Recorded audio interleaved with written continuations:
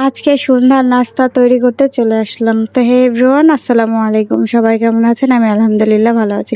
তো আজকে আমি রান্না করব নুডলস। তো নুডলস রান্না করার জন্যে আলু চারকোনা করে কেটে আমি সিদ্ধ বসায় দিয়েছি, আর ওইদিকে কেটে নিয়েছি মুরগির মাংস ছোট ছোট করে, সাথে পেঁয়াজ মরিচ কেটে নিয়েছি। কেটে নেওয়ার পর দেখি আমার আলুটা সিদ্ধ হয়ে গেছে, আমি একটা ঝাঁকার মধ্যে ঢেলে নিলাম।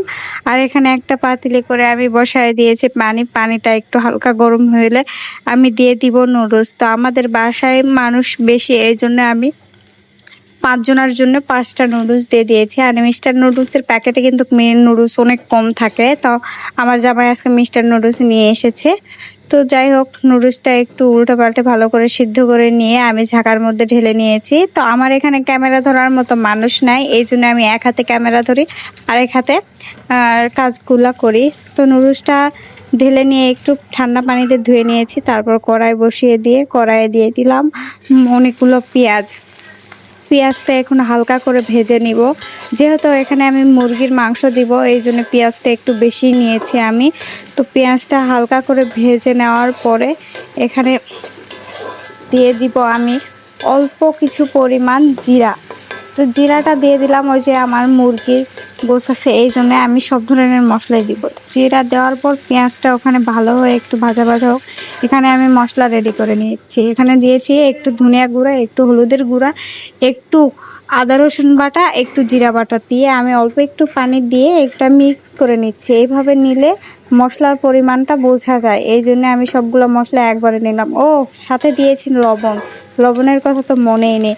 আর এদিকে আমার পেঁয়াজটা হালকা লাল লাল হয়ে গেছে, তখন আমি দিয়ে দিলাম আলু দিয়ে একটু হালকা ভেজে নিব পেঁয়াজের সাথে, এই জন্য একটু উল্টে পাল্টে দিচ্ছি, দিয়ে তেলের মধ্যে একটু ভেজে নিচ্ছি।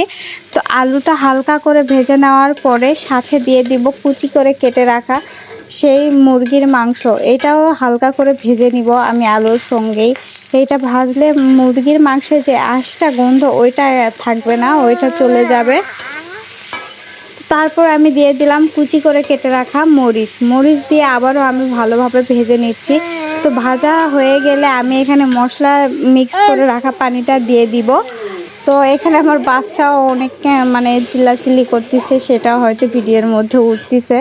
যাই হোক, এখানে আমি আরেকটু পানি দিয়ে দিব মাংস আর আলুটা সিদ্ধ হওয়ার জন্য। আমি অল্প পানি দিব, কারণ আলুটা আমি অল্প মানে হাফ সিদ্ধ করে নিয়েছিলাম, আর মুরগির মাংস সেহেতু অল্প একটু আছে, হয়ে যাবে সিদ্ধ। তো এখানে আমি সব কিছু ভালোভাবে মিক্স করে নেওয়ার পর পানি শুকিয়ে গেলে একটা ডিম দিয়ে দিল। ডিম বেশি দিলাম না, যেহেতু আমি মুরগির মাংস দিচ্ছি। আর আমার বাসায় ছিল না, ডিম একটাই ছিল।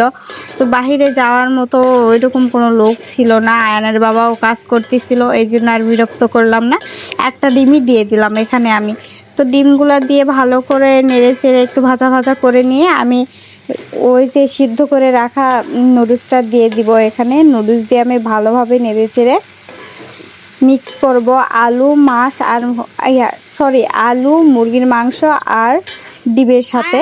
তো ভালোভাবে মিক্স করে নেওয়ার পরে এখানে আমি দিয়ে দিব নুডলসের যেই মশলাটা আসছিল। তো এখানে আবার আমার জামাই একটু ভিডিও করে দিচ্ছিল যে তুমি একা একই করতেছো, আমার কাজ তো শেষ হয়েছে, আমি একটু করে দেই। তা আমি বললাম আচ্ছা, আমার তো ভালোই হবে। তারপর মশলাগুলো দিয়ে আমি ভালোভাবে নেড়ে চেড়ে নিচ্ছি, মশলার সাথে নুডলসগুলো মিক্স করে নিচ্ছি। তো এইভাবে অনেকক্ষণ ধরে নাড়াচাড়া করার পর নুডলস অনেকগুলা দেখতেই পাচ্ছেন। তো বড় কড়াই নিয়েছি, কড়াইয়ের মধ্যে আমি নুডলসগুলা দিয়ে দিচ্ছি, দিয়ে আমি নুডলসগুলা ভালোভাবে নেড়ে চেড়ে মিক্স করে নিয়ে এখানে আমি দিয়ে দিচ্ছি প্রাণ সস, টমেটো সসটা আমি দিয়ে দিচ্ছি, কারণ টমেটো সস দিলে নুডলসের টেস্টটা একটু অন্যরকম লাগে, মজা লাগে, এই জন্য আমি এখানে টমেটো সসটা দিয়ে দিলাম। আমার নুডলস যেহেতু বেশি, এই জন্য আমি টমেটো সসটাও একটু বেশি করেই দিয়ে দিলাম। দিয়ে আবার এই সসের সাথে নুডলসগুলো ভালোভাবে মিক্স করে নিব। মিক্স করে নেওয়ার পরে আর একটু রেখে দিব, যে ভালোভাবে সব কিছুর মধ্যে সব ধরনের মশলাগুলো যেন ঢুকে যায়। ফাইনালি আমার নুডলস রান্না করা কমপ্লিট। তো নুডলসটা খেতেও কিন্তু অনেক মজা হয়েছিল, সবাই প্রশংসা